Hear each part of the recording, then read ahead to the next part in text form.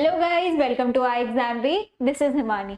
सो guys, आज की CPSS video में हम बात करेंगे उस टॉपिक के बारे में जो रिसेंटली अभी आपको A4 मेंस एग्जामिनेशन में पूछा गया है। आज हम जानेंगे the concept of homestead agroforestry. आप सबको पता होगा, जो भी बच्चे एग्रीकल्चर बैकग्राउंड के हैं उनको पता होगा what is forestry, what is agroforestry. पर क्या आप लोग जानते हैं व्हाट इज होमस्टीड एग्रोफॉरेस्ट्री? तो आज जानते हैं होमस्टीड एग्रोफॉरेस्ट्री का कंसेप्ट। ओके, सो पहले जान लेते हैं कि फॉरेस्ट्री क्या होती है।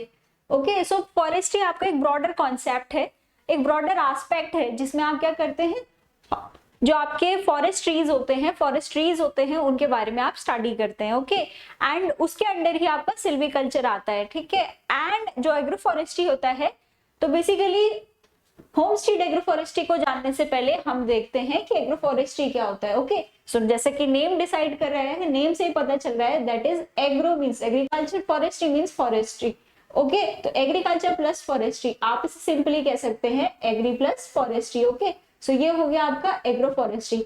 अब इसका मतलब क्या है? ठीक है, तो एग्रोफॉरेस्ट्री का मतलब होता है कि आपका वो लैंड यूज मैनेजमेंट सिस्टम जिसमें आप क्या करते हैं, इंटीग्रेट करते हैं एग्रीकल्चर को with forestries. Okay, so basically it is a land use management system in which trees or shrubs are grown around or among the crop or pasture land. Okay, अब इसको करने का फायदा क्या है? ठीक है, तो आप एग्रोफॉरेस्ट्री इसलिए परफॉर्म करते हैं कि आपको आपकी जो क्रॉप है, आपका जो फील्ड है, उस फील्ड में आप क्रॉप एक तो ये क्या करते हैं, आपकी क्रॉप डाइवर्सिफिकेशन के लिए इंपॉर्टेंट होता है। क्रॉप डाइवर्सिफिकेशन में इंपॉर्टेंट फैक्टर होता है आपकी जो क्रॉप होती है, उसके लिए एज ए विंड ब्रेक और शेल्टर बर्ड की तरह एग्जिस्ट करता है।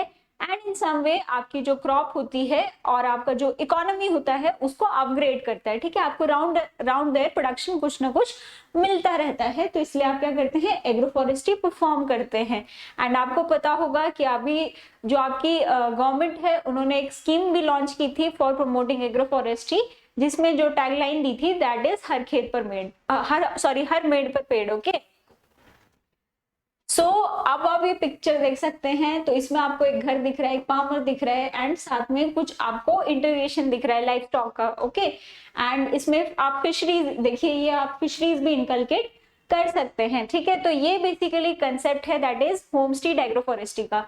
तो होमस्टीड एग्रोफॉरेस्ट्री आप एक मिनट में समझ जाएंगे अगर आप जानते हैं the concept of subsistence agriculture. ठीक है, एक होता है आपका sustainable agriculture. Sustainable agriculture means आप जो भी एग्रीकल्चर परफॉर्म कर रहे हैं वो अभी के लिए आपके लिए यूटिलाइजेबल हो, प्लस आपकी जो फ्यूचर प्रोजेनी है, आप अपने इन्वायरमेंट को क्या करें, डैमेज ना करें, उसको भी प्रोटेक्ट करके रखें। आपका क्या होना चाहिए, इकोलॉजिकल बैलेंस होना चाहिए, आपकी जो प्रोजेनी है उसको भी वो रिसोर्सेज यूटिलाइजेशन हो सके, ऐसा आप एग्रीकल्चर परफॉर्म करें। ओके, तो ये हो गया आपका सस्टेनेबल एग्रीकल्चर। ठीक है, वेरेज जो आपका सब्सिस्टेंस फार्मिंग होता है, उसका मतलब क्या होता है कि जो फार्मर्स जो भी एग्रीकल्चर परफॉर्म कर रहा है वो उसके खुद के यूटिलाइजेशन के लिए इंपॉर्टेंट हो। ठीक है, वो अपनी फैमिली की नीड्स को फुलफिल कर पाए, तो that is subsistence farming. Okay, तो जो आपका एग्रोफॉरेस्ट्री होता है, होमस्टीड एग्रोफॉरेस्ट्री होता है, ये भी बेसिकली इसी प्रिंसिपल पर रिलाई करता है। तो आपने एग्रोफॉरेस्ट्री परफॉर्म करनी है, आपका जो फार्मर होगा वो एग्रोफॉरेस्ट्री परफॉर्म करता है, एंड वो अपनी क्या करता है, बेसिकली जो एग्रोफॉरेस्ट्री परफॉर्म की जाती है वो सेल्फ पर्पस के लिए की जाती है, अपने घर पे परफॉर्म की जाती है, तो that is homestead agroforestry. Okay, so the integrated production of crop, trees and livestock in the household resident and its surrounding area, इसको आप पॉपुलरली होम गार्डन के नाम से भी जानते हैं। अब जानते हैं होमस्टीड एग्रोफॉरेस्ट्री के बारे में डिटेल में। Okay, so what is homestead agroforestry? तो नाम से जैसे पता चल रहा है, the home and the adjacent area occupied by a family. ठीक है, तो जो आपकी फैमिली है, फार्मर फैमिली है, उसने क्या किया है, अपने होम एंड होम के आसपास का जो सराउंडिंग एरिया है उसको ऑक्यूपाई किया है, ताकि वो क्या करे, एग्रोफॉरेस्ट्री परफॉर्म करे। अब उस एग्रोफॉरेस्ट्री में बहुत सारी चीजों का इंटीग्रेशन हो सकता है, वेदर लाइफ स्टॉक है, आपका एक्वाकल्चर है, और भी बहुत सारी चीजें हैं जो उसमें इनकलकेट हो सकती हैं। ठीक है, तो ये हो गया आपका होमस्टीड एग्रोफॉरेस्ट्री सिस्टम। इसको आप क्या कह सकते हैं, होमस्टीड प्रोडक्शन सिस्टम, या फिर आप होम गार्डन भी इसे कहते हैं। ठीक है, होम स्टाइल गार्डनिंग भी आपसे कहते हैं।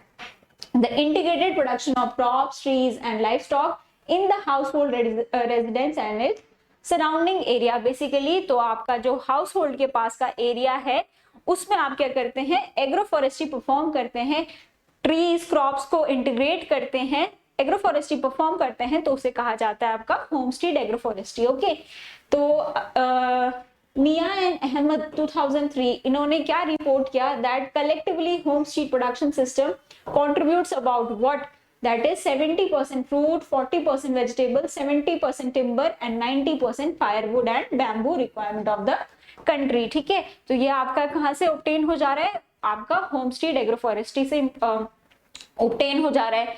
अब इसका ये आप बेनिफिट भी समझ सकते हैं कि आपको अपने सराउंडिंग के एरिया से इतना कुछ जनरेट हो जा रहा है, मतलब ये इकोनॉमिकली बहुत वाइबल है। ओके,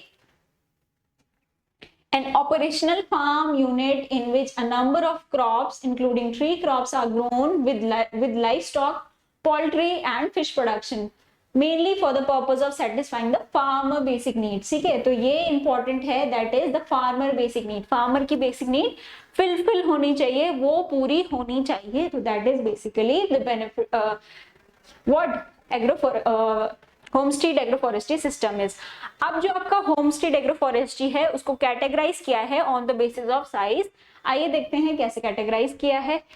फर्स्ट आता है आपका मार्जिनल होमस्टेड, और ये कितना एरिया है इसमें, that is 0.02 to 0.08 hectare. Okay, next है स्मॉल होमस्टेड, जिसमें जो एरिया है वो है 0.08 से 0.14 hectare. Okay, now next is your medium homestead, that is 0.14 से 0.20 hectare। okay, and large homestead which has an area of greater than 0.20 hectare। okay, तो ये आपका क्या है, कैटेगराइजेशन है on the basis of size of land holdings. Okay, तो ये आपने देखा कैटेगराइज कैसे किया गया था आपके एग्रोफॉरेस्ट्री सिस्टम को, कितना आपका जो लैंड एरिया है उसके बेसिस पे कैटेगराइजेशन था स्मॉल मार्जिनल में। ठीक है, अब नेक्स्ट है आपके पास कि हम होमस्टेड फॉरेस्ट्री एग्रोफॉरेस्ट्री को क्यों प्रमोट करें, उसके क्या एडवांटेजेस, उसके क्या बेनिफिट्स हैं। ओके, तो फर्स्ट है आपका स्टेबिलिटी। ओके, तो स्टेबिलिटी आप कह सकते हैं कि जो आपका फार्मर है, फार्मर को क्या मिलता है, उसको आप क्रॉप डाइवर्सिफिकेशन की तरफ जाते हैं, क्रॉप डाइवर्सिफिकेशन की तरफ जाते हैं तो आप क्या करते हैं, रिस्क को मिनिमाइज करते हैं, रिस्क को मिनिमाइज करते हैं तो आपको क्या मिलती है, एटलीस्ट हम कुछ यील्ड आपको मिलती है, तो that is stability. Okay, next है इकोनॉमिक वाइबिलिटी, वो भी आप उसी से लिंक कर सकते हैं। इकोनॉमिक वाइबिलिटी का मतलब आपका अगर एक क्रॉप फेलियर भी हो गया तो आपको क्या है, टिम्बर से आपका प्रोडक्शन मिल सकता है, एक्वाकल्चर से आपको इकोनॉमी जनरेट हो सकती है, मतलब आप इकोनॉमिकली वाइबल हैं। ओके, ना next is your social acceptability. Okay, social acceptability मतलब कि जो आपकी वुमेन है वो क्या है, इन्वॉल्व है in income generating activities. So all these are the benefits of agroforestry, homestead agroforestry system, जिसमें आपको क्या है, मेजर जो एडवांटेज है दैट इज कि आपको राउंड द ईयर क्या है, कुछ ना कुछ जो बेनिफिट है वो गेन होता रहता है, एंड आपकी जो वुमेन है वो भी उसमें क्या है, प्रॉपरली इनकम जनरेशन में पार्टिसिपेट करती है। नाउ आपके लिए कुछ क्वेश्चंस हैं, इन क्वेश्चंस का आंसर आप क्या किए, कमेंट सेक्शन में दीजिएगा। First is your agroforestry plant suitable for silk industry, तो आप इसका स्क्रीनशॉट ले लीजिए एंड इसका आंसर आप कमेंट सेक्शन में दीजिएगा। नाउ नेक्स्ट क्वेश्चन है submission on agroforestry, that is Har Medh Par Ped scheme was launched in, तो ये हरमेड पर पेड स्कीम कब लॉन्च हुई थी। नाउ नेक्स्ट इज काफरी कहाँ पर सिचुएटेड है, it is situated at which place। now next is when agriculture is major component and the trees are the secondary, तो इस सिस्टम को आप क्या कहते हैं।